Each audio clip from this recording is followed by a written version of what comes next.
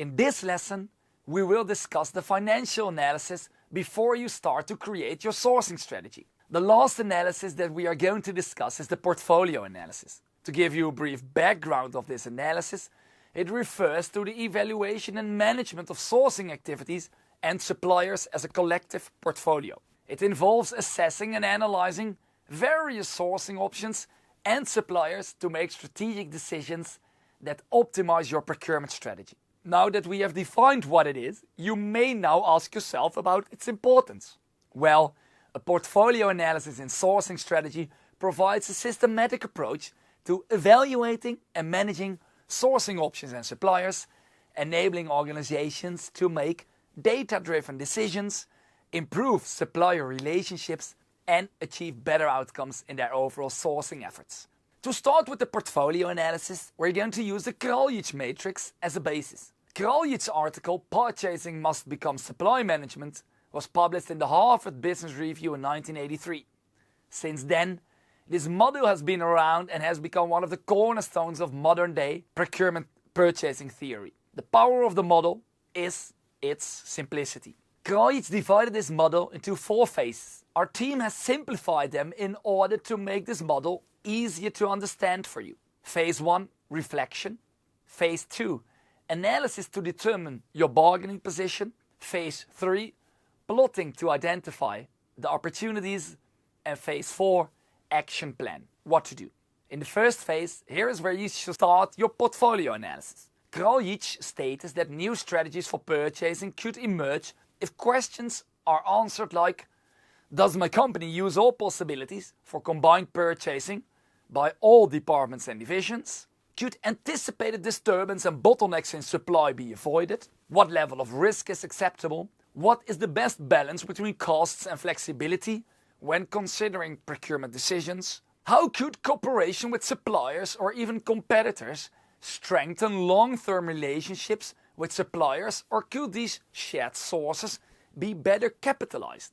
The model build out of these questions is known as the figure as shown now. The purpose of this matrix is to provide a framework for categorizing procurement groups, product and supplier bases. Before you start plotting, you have the flexibility to choose your preferred level of abstraction. In the upcoming step, you will learn how to do that.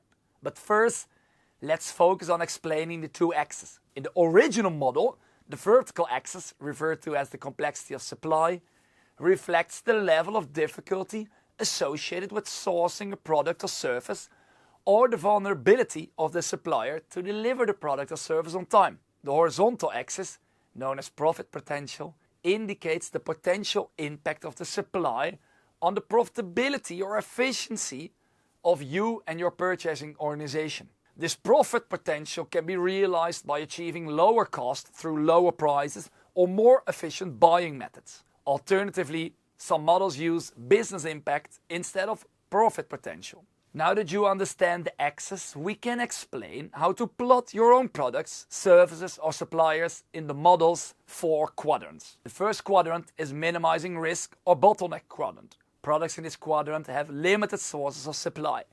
Their supply risk is high, but they do not have major profit impact.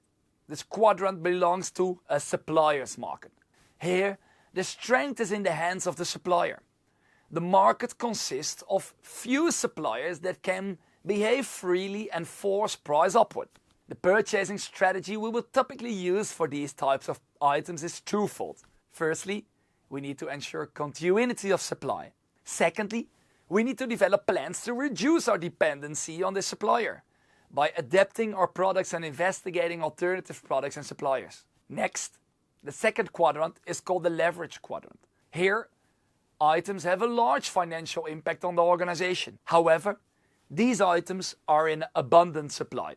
They are usually highly standardized and easy available. We call it a buyer's market because buyers hold the upper hand in this scenario, using the power to get the best deals. When dealing with leverage items, we usually go for strategies like tendering and competitive bidding. That way, procurement can make sure we're getting the most out of these items while keeping costs in check. The third quadrant is the non-critical quadrant. Non-critical items pose minimal risks and have a low impact on profits. They often fall to the bottom of the priority list for procurement managers.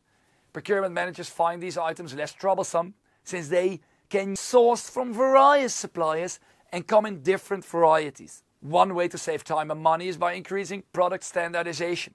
Consequently, purchasing strategies for non-critical items focus on reducing administrative costs and simplifying logistics to streamline procurement processes. The last quadrant is the strategic one.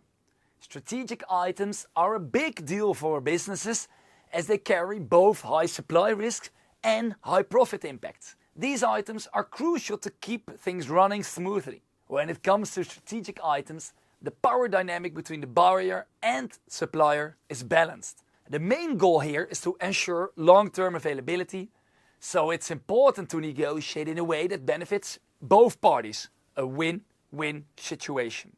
Purchasing strategies for strategic items often involve collaboration and forming strategic partnerships with suppliers. This helps foster strong relations and ensures a steady supply of these critical items. Now that you know all about the quadrants, let's move on to the phase 2, which is the analysis to determine your bargaining position. To do this, you must understand the market dynamics. To understand the market dynamics, it's important to assess the positions and possibilities of all parties involved. Each combination of company and product will have a unique position on the quadrant, which can change over time. Market positions are relative, and what may seem like an advantage can turn into a disadvantage if not managed carefully. We have provided a helpful template in the final part of this lesson to plot your current situation and develop your personal procurement plan. Let's take the example of Getir. Focus on groceries with the snacks and drink categories as a driver. By categorizing products, product groups, brands and suppliers, you can plot their position. For instance, Heineken, as a major beer supplier to Getir, is a strategic quadrant due to their market dominance.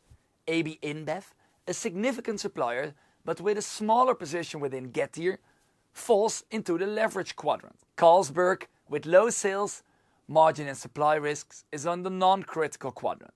On the other hand, Duvel, a smaller supplier with limited availability, is plotted in the bottleneck quadrant.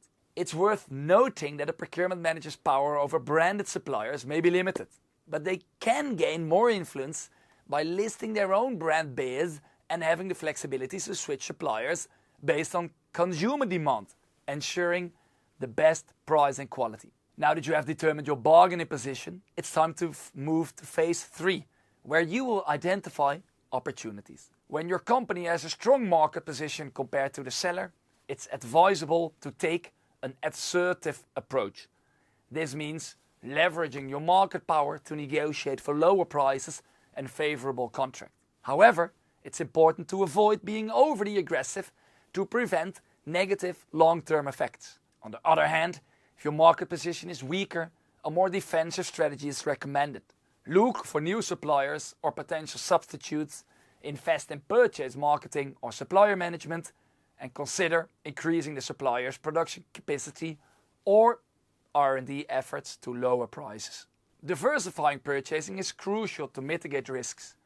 In situations where there is little advantage for either party, striking a balance between a passive and aggressive approach is key to maintaining a healthy relationship and controlling costs.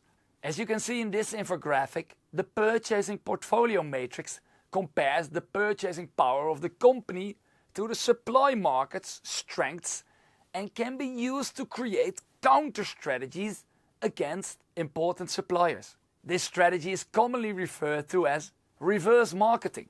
Once you have identified opportunity, it's time to go on to the last phase, which is the action plan. While Kraljic portfolio approach is well known in procurement, it lacks a dynamic aspect. Luckily, scientist Gelderman has found a solution for us. Gelderman suggests that the main focus for purchasers should be on leveraging products to increase profits by reducing costs. For routine products, the goal is to minimize purchasing related tasks using tools like e-procurement and e-ordering. These goods don't require much attention, so fewer people are needed. When it comes to strategic items, Kraljic proposed forming partnerships with suppliers. However, building lasting relationships based on trust can be challenging, similar to human relationships. Partnership is crucial for success in this segment, but it's not always easy to achieve. Sometimes you may face obstacles that are beyond your control, and in such cases you need to accept the situation and hope for a better future. To achieve your desired supplier situation, consider the intended movement of suppliers within the model.